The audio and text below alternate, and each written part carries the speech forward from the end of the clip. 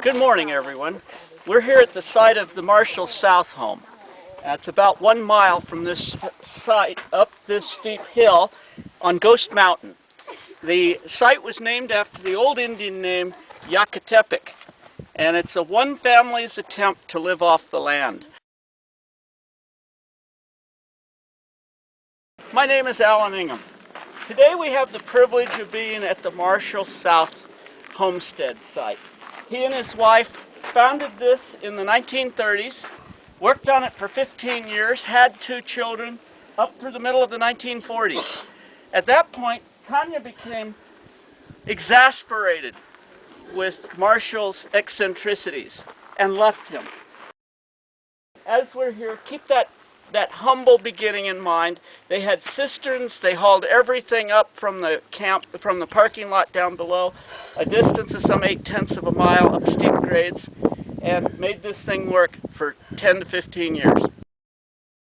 Since they had to carry all of their water up from the parking lot, it didn't take very long for Marshall to realize that he needed some rainwater collection systems, and what we have here in front of us is a cistern system that collected water from the metal roof and gave them a limited supply of drinking water and anyway, water here on the mountain, you might say. It's fairly elaborate, as you can see. The main chamber here and then overflows into smaller chambers. When they realized that big storms would overflow this, they added some additional capacity onto the end here. And here, tucked in this little niche between the agave plants and other desert plants and rocks, we have a whole collection of condensed milk tins. All of them are the same. You can see here the characteristic holes where somebody had punched holes in to pour the milk out.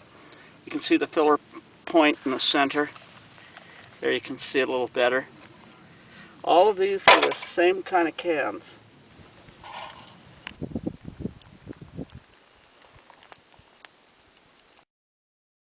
And here I've just discovered, I think we have Marshall's timepiece here.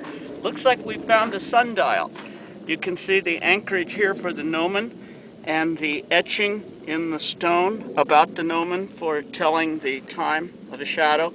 The time right now is about 20 minutes after 10, so noon would be right about here.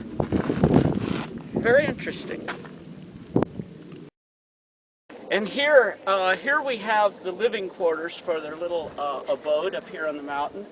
Note the adobe walls that have rocks interspaced in them for strength, wooden lintels. Again, keep in mind that all of these building materials had to be carried up here. It's kind of interesting to notice that he mortised the joints together up there. That shows some quality carpentry. And in here, you'll see we have one of their old beds still here. And keep in mind again, all of this is dating from the mid-1940s, so at the latest. And so this stuff is over 60, 70 years old. You can see the front of the house, I think it was over here, it's hard to say, but they have some rock wainscot across the front, what I think to be the front. Look at this. This is interesting. It's looks to be a part of a stove, perhaps. This is a 55-gallon drum that's been flattened here in years since, but I think it might have been a little oven or the like. Here we have a water pipe with an old elbow, half-inch. I don't know what that would have been for, since maybe they had piped the water into the house from the cistern. That's probably it. This would have probably been the kitchen, with the stove and the little sink and the old adobe corner still here. I'm going to go see if it has a chimney outside. Yeah, it looks like it did. Right here, looks like it might have been a chimney that would have gone up. Hard to say. And here's an old wheel. Looks like it might have been from a baby carriage or the like. Hard to say.